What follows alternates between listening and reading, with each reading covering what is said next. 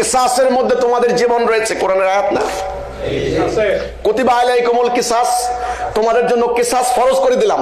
সারা জীবন আলেমরা খালি তোমাদেরকে পড়াইছে কুতিবা আলাইকুমুস সিয়াম, কুতিবা আলাইকুমুস সিয়াম, তোমাদের জন্য রোজা ফরজ করে দিলাম, রোজা রাখো। রোজা রাখলে তোমার মুখের দুর্গন্ধ আল্লাহর কাছে নাকি খুব প্রিয়। প্রত্যেক হাদিস একটা বাইর করছে, তোমার মুখে যে গন্ধ হইব না উদ্ভট দাঁত না মাজলে। অথচ আল্লাহ রাসূল বললেন তোমাদের জন্য কষ্ট হবে, নাইলে আমি প্রতি ওয়াক্ত সালাতের আগে মেসওয়াকের নির্দেশ দিতাম। সেখানে যাও, কারণ বহু জাল হাদিস বানাইছে ভাই।